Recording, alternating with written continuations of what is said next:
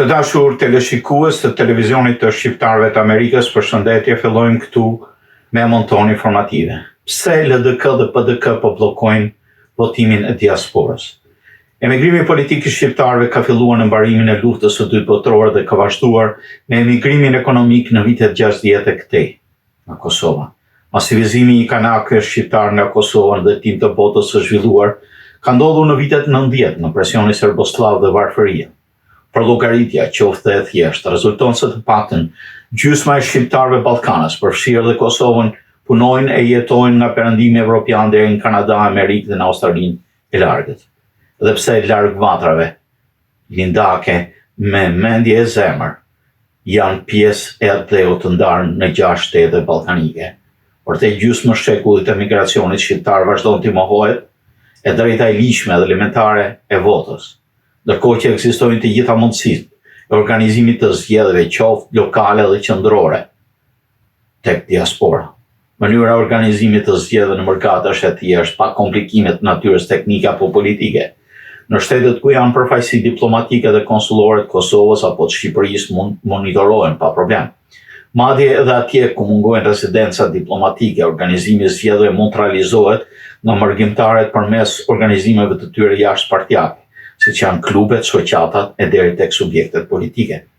Tashmë në të gjithë qendrat e mëdha të mesme, pra qytete ka kuadro shqiptar të angazhuar në komuna, qoftë si deputet, këshilltar komunal, vendor apo të huaj. Ata janë profesionistë në organizimin e zgjedhjeve, fort të përkushtuar për ligjin zgjedhor, drejtësinë dhe ndershmërinë zgjedhore. Përndryshe çdo anim partiak do të shfonte karrierën e tyre politike në shtetin ku ata jetojnë dhe veprojnë. Numërimi i votave në prani të antarëve të komisionit dhe të monitoruesve me shoqëri me proces verbalin përkatës do shërbente si bazë e rregullsisë zgjedhore dhe vërtetësisë votimit pa hile. Tek mërgjimtarët në përgjithësi dominojnë ndjenja e së drejtës. Jeta në shtetet me demokraci të zhvilluar dhe emancipim shoqëror të avancuar si në Shtetet e Bashkuara ka ndikuar në arsyetimin e shëndetshëm të logjikshëm të tyre. Dhe ky ndryshim është përmbajtësor në raport me shqiptarët rezident në Kosovë.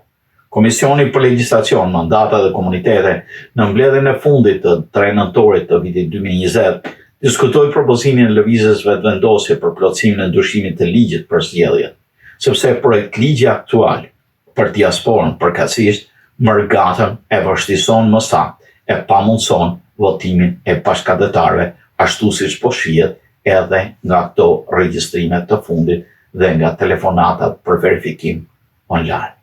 Ndërsa ligji i propozuar në komision në fjalë në lëvizje vetëvendosje lehtësonte votimin e mërgatës. Ligji ekzistues qëllimshëm parathot dështimin dhe mohimin e votimit të mërgatës. Ligji është shumë i komplikuar, i skajshëm, maltratues për mërgjimtarët dhe tejet i kushtueshëm. Të dy rrugët, mënyrat e votimit janë stërmunduese, votimi me postë, paraprakisht përcjellja e aplikacionit për regjistrim në Kosovë, pastaj plotësimi i formularit votues dhe dërgimi i postarëve veçavet të çdo antarit familjes.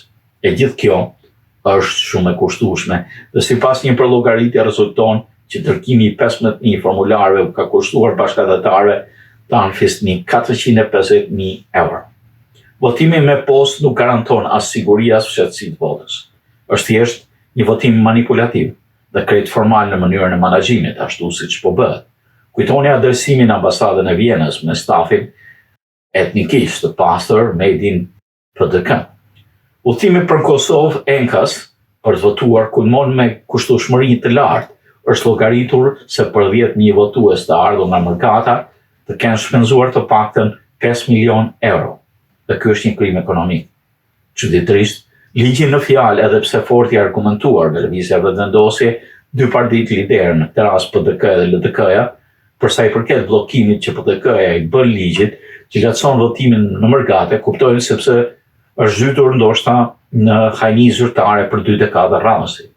Prandaj mërgjimtarët refuzojnë qeverisjen e saj. Ka disa arsye të veçanta, por të parën e kanë të përbashkët PDK dhe LDK-ja. Frika e përsis faktike elektorale nga lëvizja vetëvendosje, e cila ka tërhequr vëmendjen për simpatinë e mërgjimtarëve. Kjo simpati rrjedh nga premtimi i vetëvendosjes për të luftuar korrupsionin, hajninë zyrtare dhe ndëshkimin e zyrtarëve abuzues të pushtetit, me qëllim të çkapjes së shtetit të brishtë të Kosovës. Prova e parë e vendosjes ishte krijimi i Komisionit me juristë pavarur dhe me integritet për vettingun në drejtësi.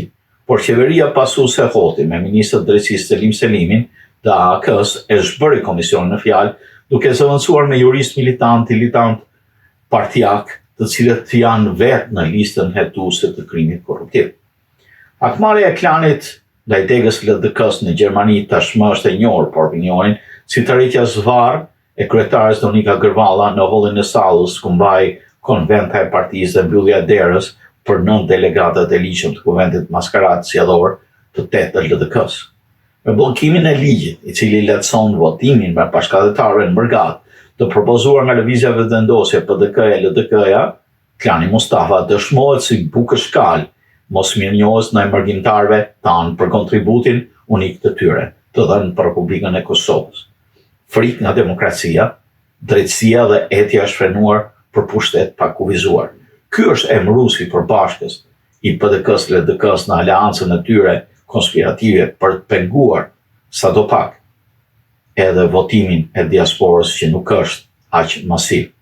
Megjithatë, lëvizja vetëvendosje në bashkëpunim me LDK-n, rrugoviste dhe në spektrin tjetër politik të Kosovës duhet të mbulmojë ta çajë bllokadën paradoksale në neverice të forcave të errta, të cilët provokojnë, ngulmojnë shqiptarët e kudo ndodhur në urrëtien primitive për bashkëdhetarët e Mërgatës.